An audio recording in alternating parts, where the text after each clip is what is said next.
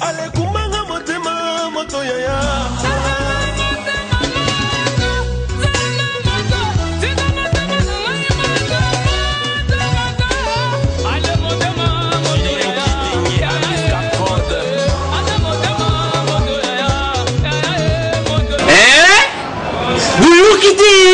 Vous kaka. Qui ça? Nabiso. Qui est l'équipe partout? KNB. Kinshasa Nabiso. Qui est l'équipe partout? Kisasa et l'équipe partout. Mikolo les abîmes, pardon. Jima c'est la yolo ratate. Et on a bien yo. Ah, Jima Mokende. Où est là? Banakin. Kebana jago zappé. Ce couteau nango. KNB Téléma.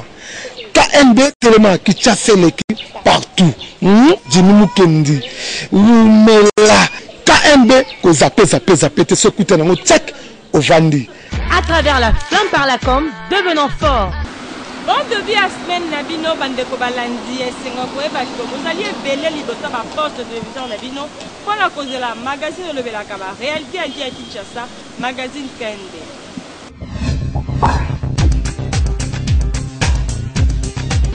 Depuis semaine passée, Senko a lancé une consultation dans les différents interpolitiques pour la consensus autour du dialogue avec Bamituni, ce qui démarche pour aboutir.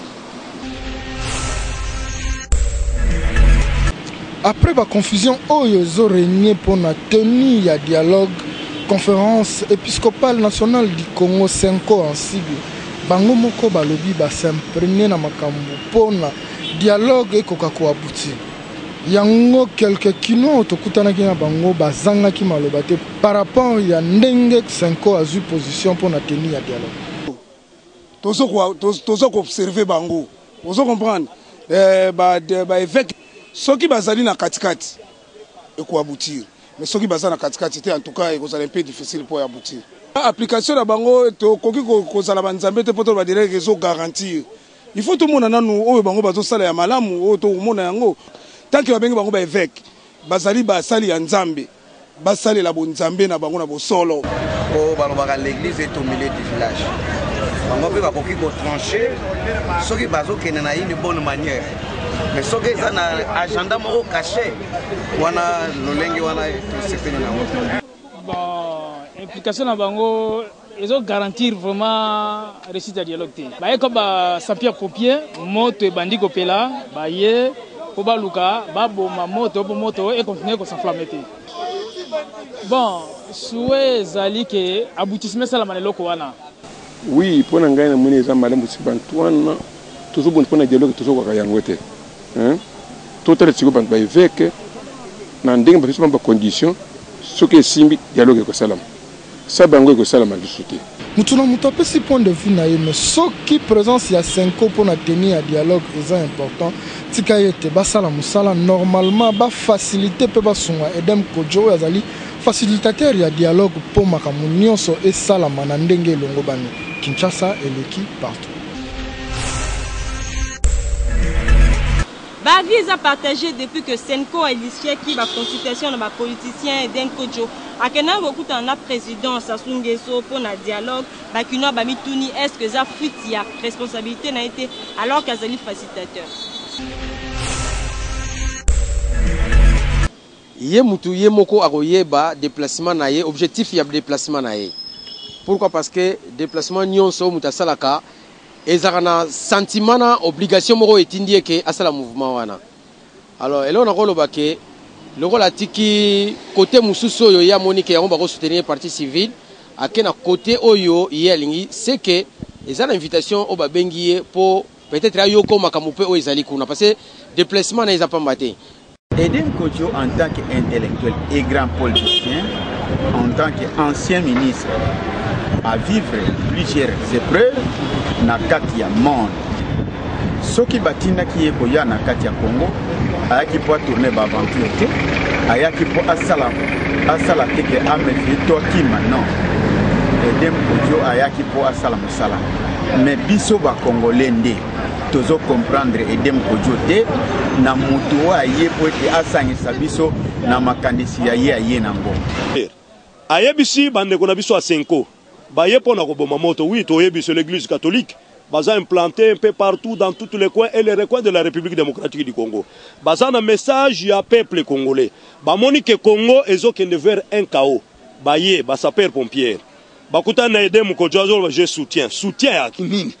Soutien, c'est ça, n'est ce que tozo suspecté. Et ça problème à soutien té. Soutien, il faut les deux parties. Ne bako soutenir yé. Et non que soutien il y a un groupe de soutien, soutien il y a tout ambassadeur dans pays dictatorial. Non, ils ont problème à soutien té. Ils ont problème à confiance, il y a deux parties. Moi si alibala soki bandeko na baza lelo ba démarche à poto que visa na edumi, on peut répondre na visa to kotika na libala na.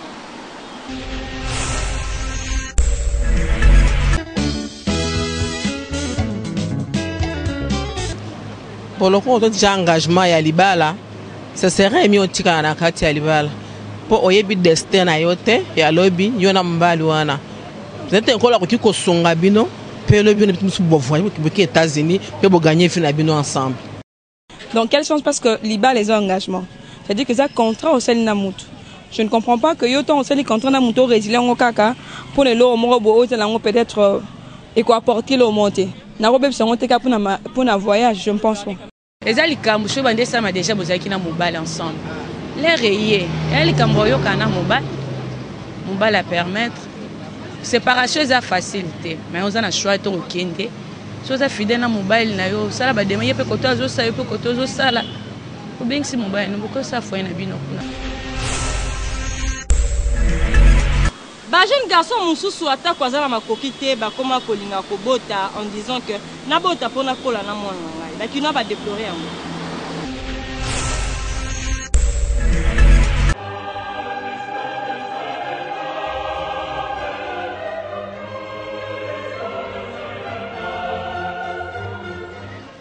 Tout ça dit constat que ba jeune garçon mingi ba koma bota na prestige, a bota wana mais azana activité morote o azo sala.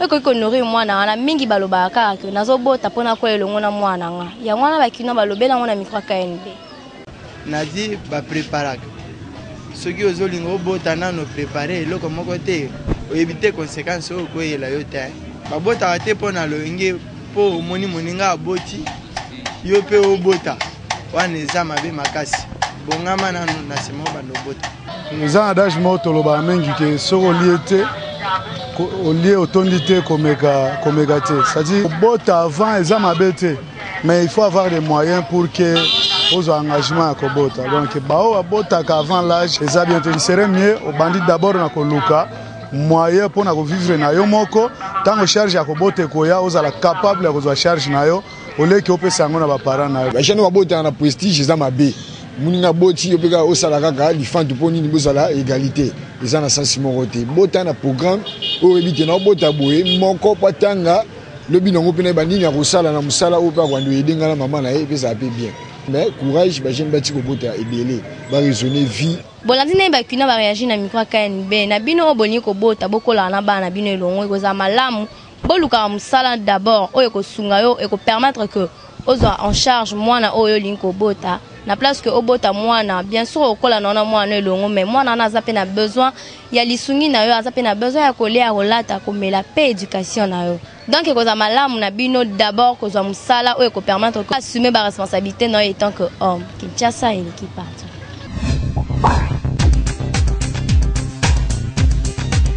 Confession munene ezali na ACK Kalemelembe oyo kuma magala pasteur François Mutombo. Voici l'homme le commandant le 14 sur le 21 de mai fête de Dieu.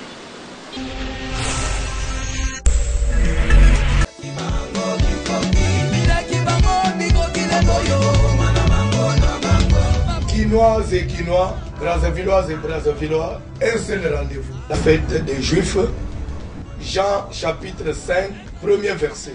La Bible nous dit il eut une fête des Juifs et Jésus monta à Jérusalem. Comme pour dire que Yesu le qu'on appelle Mouyouda, na tango a calendrier ya Bayouda, leur date à fête koki à Zonga et Jérusalem. Où est le grand rassemblement de tous les Juifs? Place Nyon Sozali, Kinshasa, Brazzaville et dans la Mikiliapoto du 14 au 21 août 2016. Un seul rendez-vous à ne pas rater. La grande fête des Juifs. 6e édition, avec comme thème « Si je n'eusse pas eu pour moi les dieux de mon père, tu m'aurais maintenant renvoyé à vie. » Avec des puissants orateurs de l'Amérique et de l'Afrique. Le pasteur Pierre Mukangila du Canada. Le pasteur Mwalimo Florent du Canada. Le pasteur Yvon Stabili du Canada. Le pasteur Dieu merci Mutombo, Église Cité des Refuges. Le pasteur Jean Mwamba, l'homme de 1+ dans ta vie. Le général Sonic Kafuta Rogmen, armée de l'Éternel. L'évêque Pascal Mukuna, l'homme du retour à la parole, les patriarches de la grande communauté ACK et votre humble serviteur, le pasteur François Mutombo. Voici l'homme, l'hôte de la manifestation.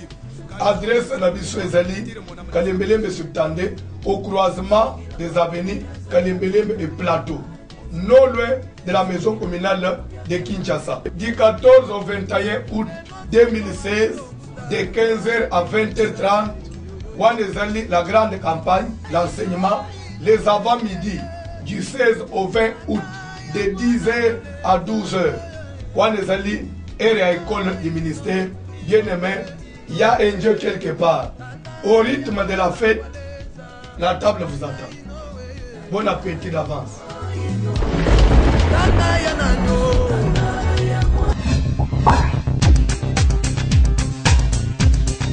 Na mikolo eleki tolakisaki bino ndenge mibali baokaka soni kosomba préservatif alors que protégeaka bapharmacien mpe balobeli yango.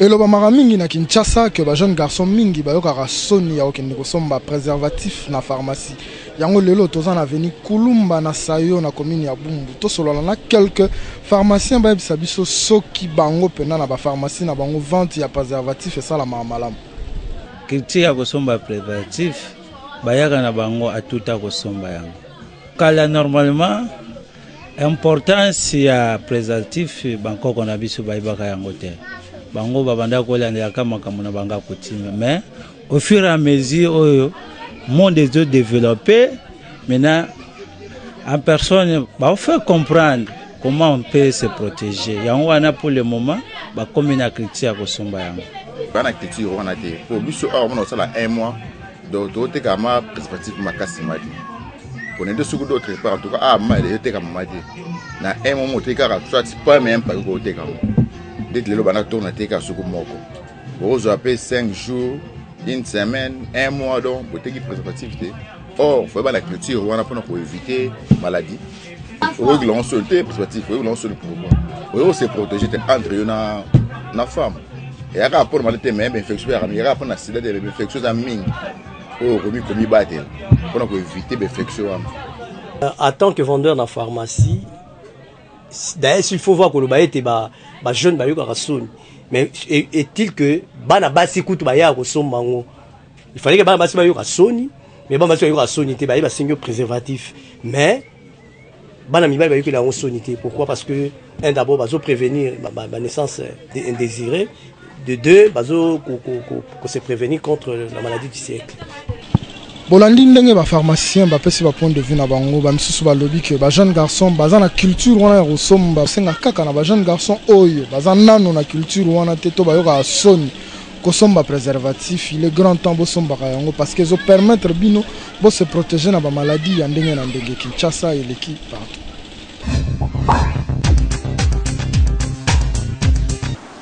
olukaka kosomba mutuka 3 compagnies azali wana zo ba détail.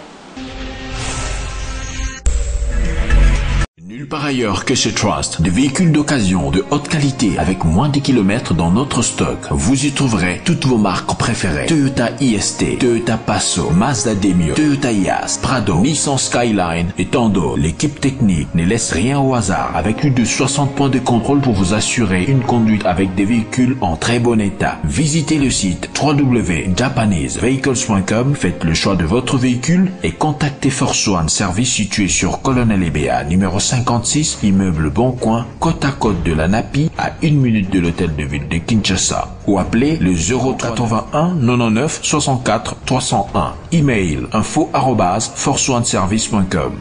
Nous vous accompagnons dans toutes les étapes. Plaque d'immatriculation, assurance annuelle, transport Matadi Kinshasa et un service après-vente assuré. Un seul site, www.japanesevehicles.com. Force One, l'unique et le seul représentant de Trust en RDC.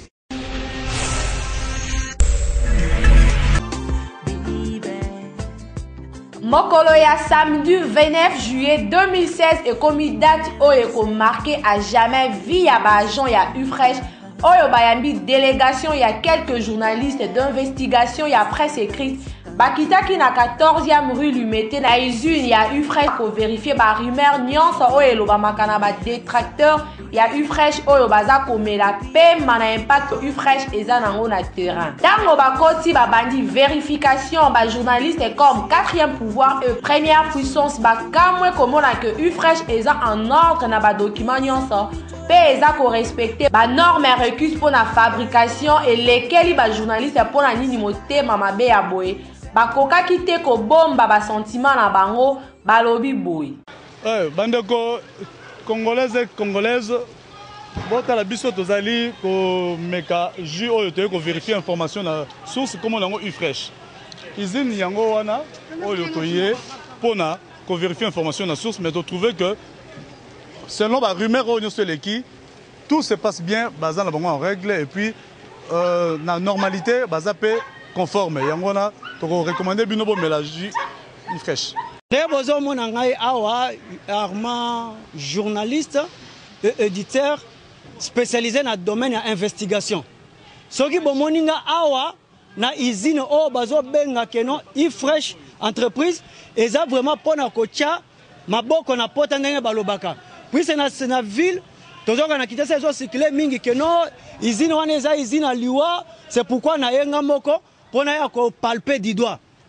Na palper du doigt na mwende bozo mona oyo bakomengo nini UFRESH na yoki penza vraiment goût moko ya bien eza biloko moko ya bien na sengi bino bolande boyoka biyoka yokate bomela boko sepela eza nango bien na esengo wana ya komona bapandisango koya na usine na bango après mauvaise campagne ya bato UFRESH atia KO na terrain ba agent balobaki boye bapanzaki UFRESH sangwa mabe kasi lelo nzamba tinde biso bato wango na makolo na biso yango wana aza kopesa conseil na bamama nyonso mwana soki azokende classe kobanga te zwa ji UFRESH pesa ye akende yango amela na ekole lelo touti koyamba bajournaliste bino moko bomoni bazwaki bakwiti information moko boye concernant UFRESH keza sous mabe mais bango moko badi sur terrain nasi bomoni na baimage nde batémoigne UFRESH oyo eza produit ezoboma te ezosama banorme nyonso ya OCC bokonsome bana bamama équipe génération te esili botika na bino bilobela po UFRESH ebomaka te mpe eza nuisible na santé te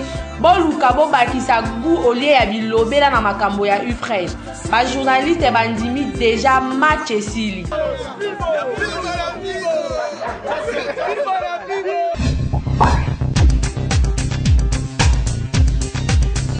Bafanatique ya Lionel Messi ba réagir ndenge joueur na bango andimi kozonga l'équipe nationale na Argentine.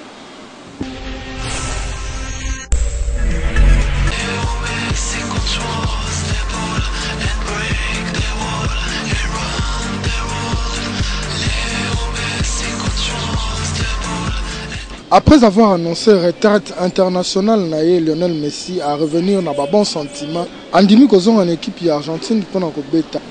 Batumsu balobi décision est-ce qu'ils ont influencé parce que Cristiano Ronaldo a outi kozwa héros yango lelo tozo solana quelques clients ba yebisa biso soki décision de Lionel Messi kozon en équipe argentine et ça influencé réellement par du fait que Cristiano Ronaldo a gagné qui héros. Lionel Messi azala nous grand joueur dans l'Argentine. Et puis l'Argentine, on a sans Messi et l'autre.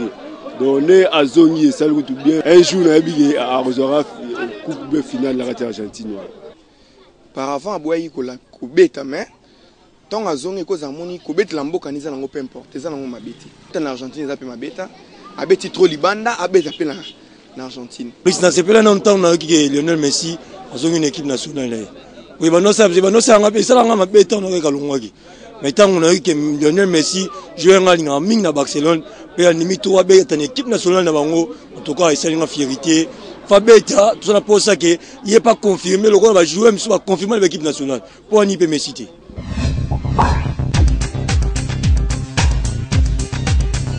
Rédaction à Kanbe, tu connais beaucoup de gens qui ont biso ba mona ba fio na ndenge nini ba fio bazala que ayebi mutu mais a bengi azoko sa que na moni ni mono na répertoire eza nani.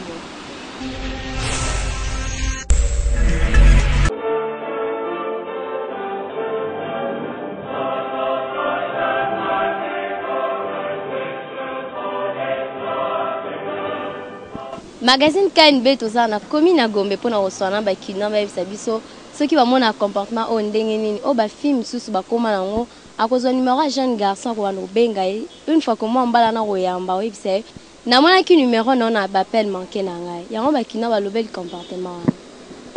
C'est un peu bizarre comment la moi si a composé numéro à muto ya yebité a le bac numéro na mona ki on a répertoire na ngai. Donc si tu trouves une fille pareille c'est que Aza moins sérieuse, je peux dire ça, Aza moins sérieuse, aligné vie n'a été, soit Aza sur na beauté n'a été. Mais si vraiment tu osons rêver vraiment que la personne, c'est lui l'homme de ma vie, Betara ma bolongo na ce Dieu-là écoute la prière, il exauce. Que ce gars ibi qui a ça l'assemblée, puisque peut-être la fille a cause à bandele belé de gauche à droite, a cause à peu quelque part dans le tournoi avant peut mener à Rolingal va facilement que oui, nous devons reconnaître le monsieur Wagoba, on a nous a sali sembla. D'abord, Moutoutou, les camarades de Salafo, de la responsable, lobby, nango. Pourtant, on est bien parce que de Salapo, là, tu as bien, aux moi quelque chose, mais concernant le plus de Bango, c'est quand même sérieuse. Pour avenir, la Bango, c'est bien. Tant que je me vis une aventure, un jour, il y a moi qui regrette aux responsables, tata, moi, sinon, à 10 000 logité. Tant que je ça peut être bien à Bissengo Moukili, mais un jour, il y a mon tabé qui départ. C'est bizarre, bizarre, parce que carrément si tu as besoin de la personne, tu dois l'affronter. C'est pas passer par, je sais pas, sous couvert que non, j'ai vu ton numéro dans mon téléphone et tout ça. Si tu vois la personne que tu veux oser réclamer, je sais pas comment, et tu l'aimes ou comment, je sais pas comment dire, tu dois l'aborder, tu dois l'affronter. Une fille n'a pas peur. N'a pas peur des épreuves. Quand tu vois la personne, il faut aborder, il faut coutanailler. Tu lui dis que non, je vais ceci, je vais ça. Il faut être direct. Au lieu de passer sous couvert, que non, tu vois, na mon numéro dans le téléphone, nangai, et tout ça, ce sont des filles légères, je peux dire. Des filles nulles. Bolandi wa nenge ba kino ba pesi ba point de vue na bango alors na bino bana basi obo za habitude ya obenga ba mi bali pe ko bisa bango que bo mona ki ba appel manqué na bango na ba téléphone na bino bon mais quand peut ko changer parce que za malamu te ce qui peut dire que linga normalement bana ni za malamu o approcher comme na bino bana basi obo se comporta bongo bon mais quand peut ko changer pour za malamu ki tchasa et qui part.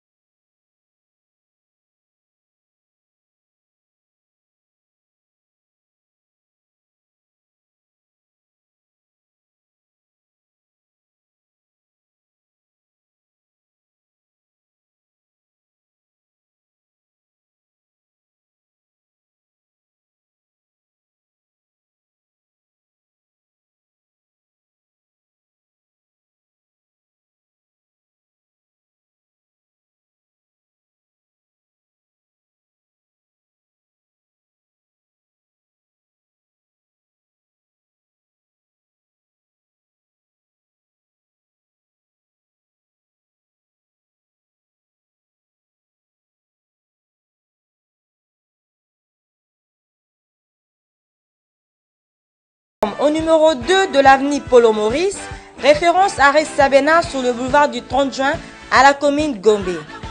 Inscrivez-vous en appelant au 099 11 99 100. À travers la flamme par la com, devenons forts. Magazine KNB na ba particularité na ngo to bongiseli bino actualité oyo dominé na Facebook. Facebook eza ya kobeba, Facebook eza ya koyinda kolamuka na ntongo ya dimanche mawa ekoti na bainternaute ya Kinshasa babomi lisusu na Beni.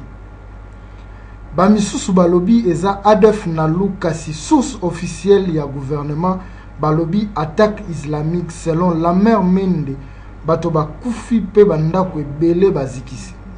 Pasi eza ke Congolais azoyoka soni te kosala selfie na bibembe ya bandeko na ye nzoka ba américain na Orlando pe ba français na Nice tomona bibembe te na ba réseaux sociaux. Na ba photo wana balakisi ata croix rouge te mais bato ya salubrité bazotia ba corps sans vie na ba pick-up militaire. Wana penza faute ya bakondite kasi kozanga respect na ba mort ya biso ba internaute ya bato mwindu. Dossier Beni toujours ba politicien ba réagir. Gouvernement oyo asengi vigilance ya population à travers porte-parole na ye Lambert Mende pe ba décréter 3 jours ya deuil national. Dynamique basalaki dimanche déclaration pour na condamner Vital Kamerhe à travers lettre ya condoléances à sengi na gouvernement na MONUSCO mutu na mutu azwa ba responsabilité na ye. Martin Fayulu, président ya ICD, ye a lobby na Twitter na ye que peuple congolais a boyi ba imposer crise artificielle pour na ko faciliter glissement. Ya groupe ya individu songolo ba violer constitution. Côté ya majorité ba réaction eza mingité même. Population ba adopter attitude ya mawa kotia na ba profil na bango. Je suis béni, je pleure avec béni. RDC en deuil, toza béni. Na ba profil na bango ya noir tristesse. Na ba profil na bango ya noir pour na ko exprimer tristesse. Photo ya évangéliste Denis Ngonde na mwana na ye etamboli makasi sango ya mawa. Levi Ngonde, âgé de 18 ans, a outi kotika mokili, donc mawa ya Denis Ngonde. Pona ko se faire pardonner na ba mama Kofi Olomide abetaki concert samedi na stade Vélodrome ya Kintambo, donc bana Kitambo ba respecter consigne ya notable na bango. Dimanche pe na investe blanc Kofi Olomide a réussi à se faire pardonner à part Kalembelembe danse na ya mikolo yo. Tobukite est remplacé et Kotite.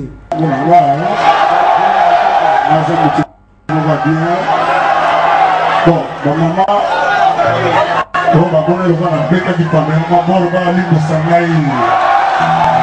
Encore une fois, on va aller de Sangaï. Ils ont été payés. Robier. Aïe, est-ce que c'est qui?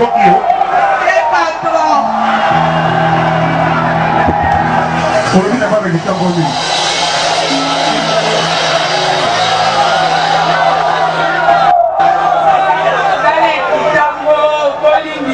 Actu Facebook, Bokolanda, Kinshasa et l'équipe partout. Merci pour la confiance et fidélité. Vous continuez à copier ça. Dans le magazine KNB, vous avez toujours scotché la chaîne partenaire pour la cause de la numéro SK Kinshasa et l'équipe partout.